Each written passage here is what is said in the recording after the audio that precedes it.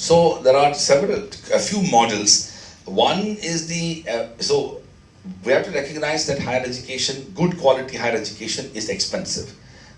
Even if you want to build a laboratory, if you want to build state-of-the-art technological platforms, if you want to get an artificial intelligence lab, if you want to build infrastructure for sports or whatever, it's expensive. And of course, if you want to have a higher bright faculty, it is expensive as well.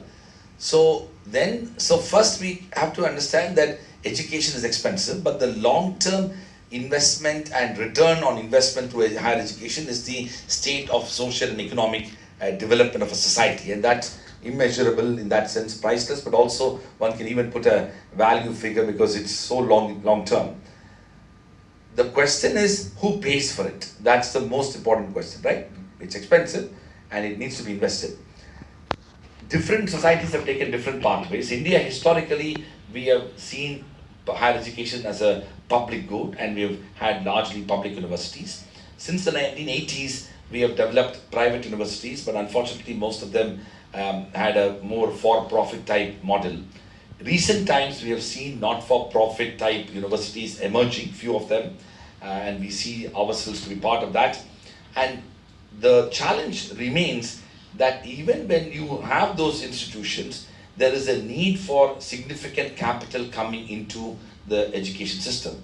Now, if you look at the great private universities around the world, Harvard, Yale, Stanford, and other places, including MIT, a good part of the resources also come from alumni funding and donations and other things. In India, we don't have that culture as much, not just in private, but also in public universities. So we need to develop a better and a more realistic understanding of the cost relating to higher education and the financing models surrounding higher education. And that financing model has to be more nuanced, for example. Like, there's something to be said about the fact that many of us ended up paying much lesser when we went to university than what we paid in high school. And that's just not right. And I think this has nothing to do with making higher education free for a lot of people who simply can't afford. So we are getting our sort of financing model not right, and that has resulted in lack of proper expectations when it comes to fees and how do you ensure that. Of course, I do very strongly believe that we need to create endowments, we need to create philanthropy in higher education, we need to root through the corporate social responsibility 2% contribution of companies into higher education sector.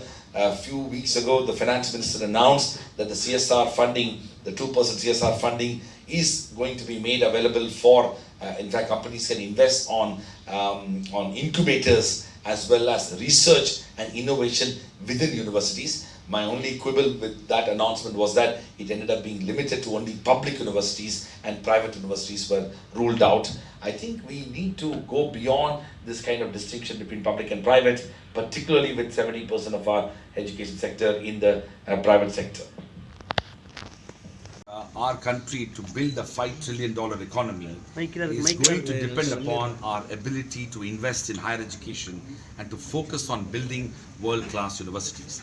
The human capacity, the human capability, and also the human development capacities that universities have will be significantly enhanced if we can improve quality and also focus on research and knowledge creation in our universities.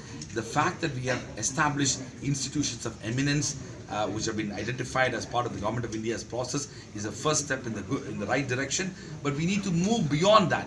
We need to now focus on how do we build world-class universities, how do we create research ecosystem, how do we invest in higher education. So one of the ways by which we have been able to create world-class universities around the world is to invest in higher education and significantly enhancing the GDP investment relating to higher education.